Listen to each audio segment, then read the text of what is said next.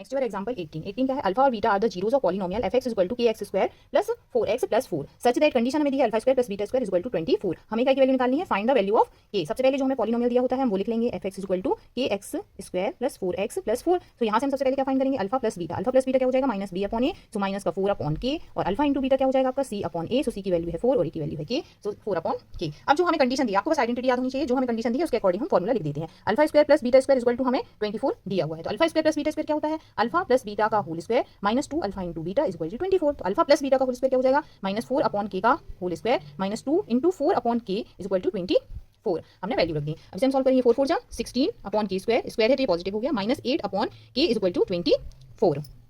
तो इस तरफ आपका एलसीएम क्या हो जाएगा के स्क्वायर, यहाँ के स्क्वायर है तो ऊपर हो गया 16, यहाँ एक के है तो ऊपर एक के से मल्टीप्लाई हो जाएगा minus 8 K is equal to 24। So 16 minus 8 K is equal to K square इस तरफ जाएगा तो 24 के स्क्वायर। अब देखो हमें के स्क्वायर और के टर्म में मिल गया, तो हम इसका क्या करेंगे स्प्लिट करके के की वैल्यू निकालेंगे। यहाँ हम क्या कर देंगे 24 के स्क्वायर आपका सेम रहेगा, 8 को हम इस तरफ लेके जाएंगे तो क्या हो जाएगा प्लस का 8 के और ये हो जाएगा माइनस का 16, और पॉलिनोमियल के जीरोस किसके इक्वल होंगे, ये इक्वल टू 0। अब यहाँ पे आप देख सकते हो तीनों में से एक नंबर कॉमन आ रहा है, हम इसे छोटा कर लेंगे तो स्मॉल नंबर रहेंगे तो आपको स्प्लिट करने में आसानी रहेगी। तो यहाँ से हम 8 कॉमन ले सकते हैं, तो 3 के स्क्वायर प्लस के माइनस 2 इज इक्वल टू 0। अब इसे आप आसानी से स्प्लिट कर सकते हो। इसका क्या होगा 3 के स्क्वायर प्लस के, मतलब मल्टीप्लाई करने पे चाहिए 3 2 6 और प्लस माइनस करने पे हमें चाहिए 1, सो हम क्या कर लेंगे 3 2 6 3 के स्क्वायर प्लस 3 के माइनस 2 के माइनस 2 इज इक्वल टू 0। तो ये हो गया, यहाँ से हम 3 के कॉमन ले लेंगे तो अंदर क्या बचा के प्लस 1, और यहाँ से माइनस 2 कॉमन ले लेंगे तो के प्लस 1 इज इक्वल टू 0। तो आपके पास क्या हो गया, एक हमारे पास हो गया के प्लस 1 और एक हो गया 3 के माइनस 2 इज इक्वल टू 0। तो एक के की वैल्यू आ गई आपकी माइनस 1 और एक के की वैल्यू, इसको जब आप 0 के इक्वल करेंगे तो 2 अपॉन 3, तो के की वैल्यू आप आंसर में लिख सकते हैं hence the value of K is equal to -1 और या फिर K is equal to 2 upon 3। This is your answer.